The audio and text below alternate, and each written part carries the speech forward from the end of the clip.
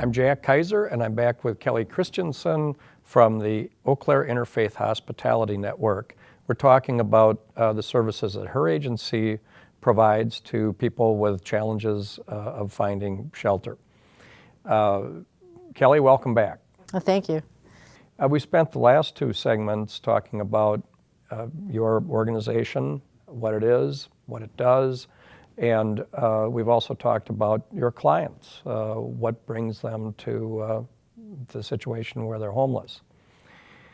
What I'd like to ask you about is a bigger question, and that is, what is the current situation with the affordable, and that i.e. the less expensive housing rental market in Eau Claire, and how does that relate to both people finding themselves homeless and needing your services, and what challenges does that raise as you transition the people into stable sheltering situations? Yeah, there's a lot of things happening with the housing market that is impacting those that are in the lower income brackets, if you will. So, just some logistical stuff. We have, what's happening in downtown Eau Claire as a citizen of this community and a resident of Eau Claire. I love what's happening in, downtown.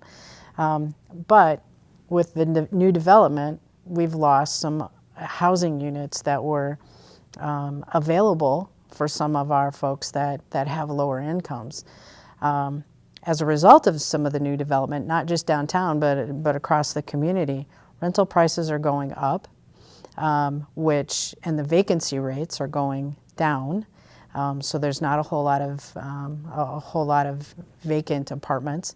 And so when you just do the whole supply and demand thing from economics back in high school, if your supply goes down and your demand goes up, the cost of that housing is going to go up. And so we're seeing that. We're seeing the costs go up.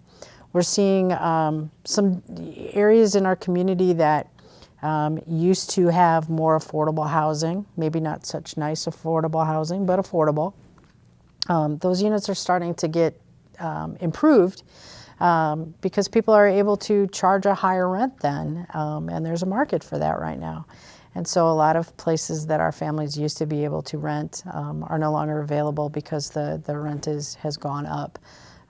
In order for the owner of that is then making more money, and there's nothing absolutely wrong with that. It's a business for many of our landlords, and I totally respect that and understand that that's happening. The reality of it is we still have these people in our community. They're our community members, and we need to figure out how to get housing for them, as they're moving through this process. Well, suppose that you have clients who you've given shelter to at Beacon House, and let's say that you've moved them into one of your transitional 6-month situations in a duplex, and you're working to get them out. Now, suppose that, let's hypothetically say you've got a couple, they're both making minimum wage, and they got a couple kids. When your staff goes to try to locate them housing, what percentage of their family income can they expect to have to pay for rent? Yeah, depending upon family size, and the makeup, we have families that are oftentimes paying 50% of their income and maybe even more towards housing, where it's recommended that you pay 35%. Landlords may look at what somebody's income is and says this apartment is more than 35% of your income and just not even consider them because the landlord wants to make sure that they're going to get paid the rent as well. Then again, I totally support what the landlords are doing because it's their business. They may have a mortgage on that property. They have bills that they have to pay. And so, there's nothing wrong with what they're doing. That's not that's a bad landlord. It's just that's what their expectations are. And that's what our folks are up against. So when they're not making a living wage, that makes it very hard for them to even find somebody that will rent to them. What sort of alternatives or solutions are you able to find for people in that sort of situation? Well, we oftentimes look at, the subsidized housing, at the federal level.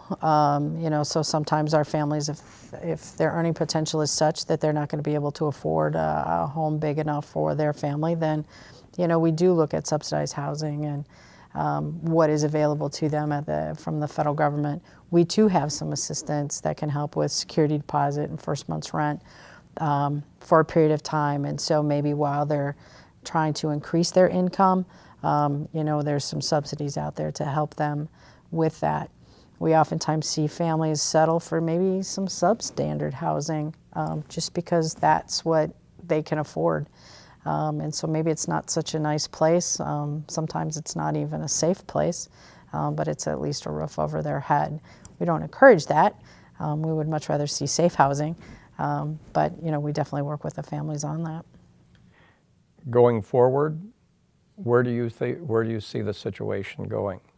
Well, it doesn't seem to be getting any easier for us. Even though the economy seems to be improving, we're finding that our families are able to secure employment, that employment's not paying enough for them to be able to afford their housing, totally on their own without some type of subsidy. So we're really looking at, wages. We need to figure that out, which gets into the whole poverty issue, kind of thing, rather than just the housing issue. But, in terms of us as an organization, we will continue to work with families and continue to help families with children specifically break that cycle of homelessness and get out of homelessness. And we would love to be out of a job, but it doesn't appear to be happening anytime soon. If any of our viewers want to help you with volunteerism or with money, how would they go about doing it? Well, to volunteer, the best way is if you're involved with a congregation that's already involved with us, that helps out with meals and overnights, that's the best way to help us. That's where we need most of our volunteers. But if you're not involved with a congregation, you certainly could give us a call and we'll be happy to see if we can't figure out a place to fit you in. Monetary donations, being very candid, we're seeing some changes in philosophies at the United Way, changes in philosophies at HUD has resulted in about a $40,000 deficit for us in 2016. And so we're looking for ways to recover that. And monetary donations, honestly, cash is best. We can use that however we need to. We can use it to pay our electric bill for the shelter. We can use it to pay for staff salaries, or we can use it to pay an application fee for one of our families. It just kind of depends upon what the greatest need is. You told me what a group of retired gentlemen do to help you. Yeah, we have some folks that actually go pick up used furniture. And we have a big white truck, and people can call us if they've got twin-size beds, full-size beds, and basic furniture, and we'll set up a time to pick it up. Gets taken to our storage space in Banbury Place, and then when families move out, they make a list of things that they need, and then those same volunteers go pick it up, move it into their new place, and that's all done. The only expense we have associated with that is our van and any gas and maintenance on that. It's all volunteer driven. So if our viewers are downsizing their home, or if they're got a new dining room set or a kitchen set or a new couch, give you a call? Yep, they certainly can give us a call. We also take pots, pans, dishes, basic household type items. Try to stay away from clothing just because there's other organizations within the community that does that. And we only have a small amount of storage space. So we try to stick with the household items. So there you go, viewers. If you want to help and you've got anything that could be used by somebody establishing a new household, contact the Beacon House and they'll help you help others. Kelly, it's been a pleasure talking with you today. Thank you for coming. Thank you.